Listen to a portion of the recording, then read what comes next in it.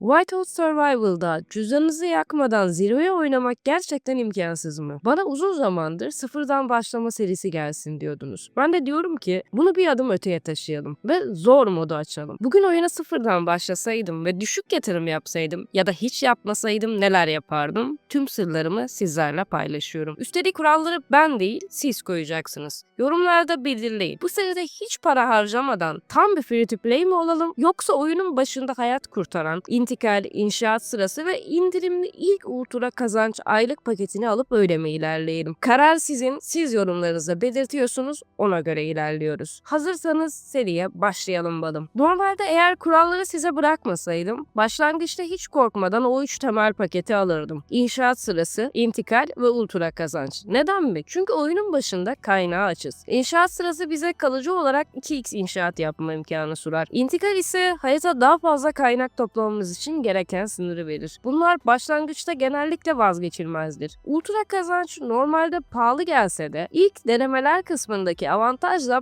500 lira yerine 250 liraya düşer. Bunu da onu inanılmaz cazip kırar. Bence başlangıçta pek almayı tercih etmesem de sırf bu indirim için ilk ay alabilirsiniz diyebilirim. Bir de şafak fonu var tabi. Burası fırınınız 30. seviyeye gelene kadar size elmas yağdırır. Ancak benim tavsiyem o elmasları hemen harcamayın. Fırın 30 olana kadar biriktirip ileride çarkıfelek etkinliğinde eksik kalan elmasları toplamak için kullanın. Onlar sizin can simidiniz olacaktır. Yani ileride anlık bir birikim olarak şafak fonunu satın alıp kullanabiliriz. Şimdi gelelim oyunun kalbine. Ortadaki fırına. Etrafındaki hikayesel yapılar başlangıçta hiçbir anlam ifade etmiyor. Tek odağımız fırın seviyesini maksimuma çekmek olmalı. Yani şu anda oyunun bize izin verdiği bu sezon aşamasında 30. seviyeye getirmek olmalı. Çoğu oyuncu hızlıca seviye atlayıp liderlik tablosunda ismini görmek ister. Ama inanın bana oyunun bu aşamasında orada olmanızın size hiçbir faydası yok. Normal yollarla fırını yükseltin ve altın kural. Asla hızlandırmalarınızı başlangıçta kullanmayın. Doğru etkinlik gelene kadar hızlandırmalarımızı kullandığımızda geriye ödüller alana kadar onları kullanmak tamamen aptallıktır. Bunu sakın ve sakın yapmayın. Bu kısmı da atladığımıza göre gelelim ikinci kısma. Arena açıldığında haklarınızı hemen harcamayın. Arenayı gördüğünüzde bu size cazip geliyor. Ama oyun her gece saat 3'te yenilenir. Yani gün her gece 3'te sıfırlanır. Biz arena haklarımızı tam 5 dakika hatta parmaklarınıza güveniyorsa son 1 dakika kullanacağız. Yani bu demektir ki 2.59'da arena haklarımızı kullanacağız. Diyeceksiniz ki bana tamam da balım ben o kadar hızlı nasıl savaşacağım? Çok basit. Bakın size altın bir taktik gösteriyorum. Rakibe saldır diyorsunuz.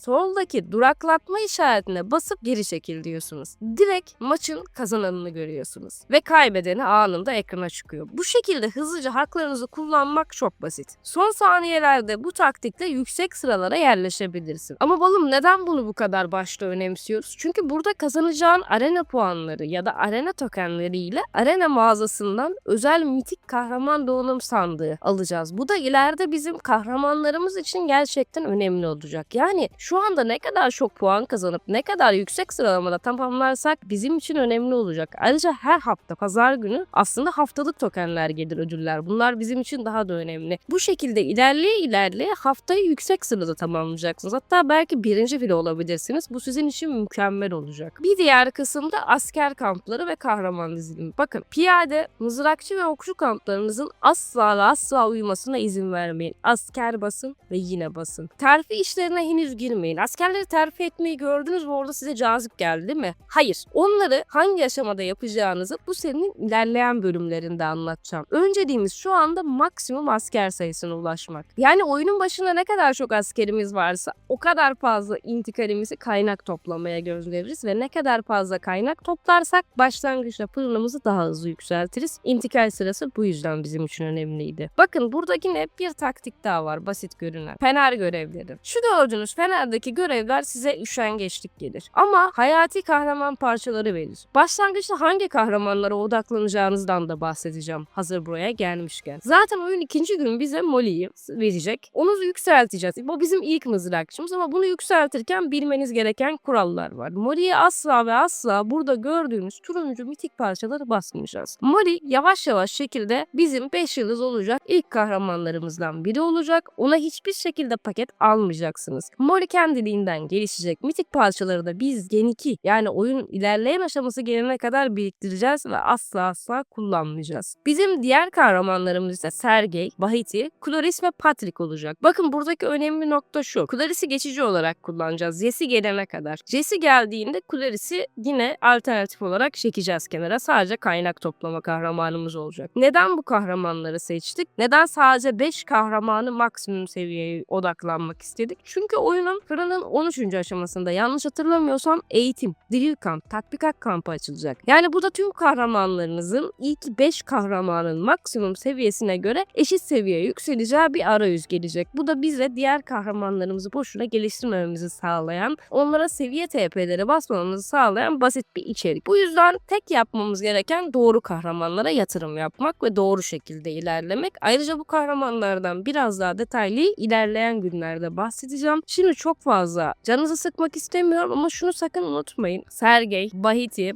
Jesse bunlar kesinlikle bizim için önemli. Özellikle Patrick de. Bunları olabildiğince hızlı seviye atlatmaya çalışacağız ama ilk Jesse'den odaklanacağız. Daha sonra Sergey. Çünkü oyunun başında bizim piyademiz yok ve bizim mor piyademiz kesinlikle Sergey olacak. Bu Gen 2 gelene kadar da bu şekilde devam edecek diyebilirim. Kafanız karışmasın. Her şeyi sırayla yapacağız. Devam edelim. Akademi, ittifak ve farm hesabından bahsedelim. Bakın akademi açılır açılmaz doğrudan büyüme ağacına dalıyoruz. İnşaat ve araştırma hızı veren alet kullanma ve alet geliştirme araştırmalarını hemen maksimum seviyeye çekin. Savaş kısmına şimdilik kesinlikle girmiyoruz. Bakın oradaki puanları ileride ödülü toplamak için saklayacağız. Acele etmeyin, bana güvenin. Bizim burada yapmamız gereken tek şey büyüme kısmına odaklanmak. Ve bunu yaparken mutlaka aktif ve harcama yapan yüksek seviyeli bir ittifaka girin. Peki bunu nasıl bulacağız? Liderlik sıralamasından şuradan ittifaklara geleceğiz. Bu ittifaklardan ilk üçündekini birine girmeye çalışacağız. Neden mi? Bakın üyeler yardım taleplerine basarak hızlandırma kullanmadan sizin inşaat hızlarınızı arttırmayı sağlar. Yani daha çok kısaltır. Ayrıca balina oyuncular herhangi bir paket aldıklarında bu ittifak menüsündeki sandıklar kısmından size de hediyeler gelir. Hızlandırmalar alırsınız. Bedava ödüller kazanırsınız. Bunlar da bizim için oyunun başında gerçekten vazgeçilmezdir. Ve son sırrımız. Bakın fırın yükseltmek özellikle paket almayan bir oyuncu için balım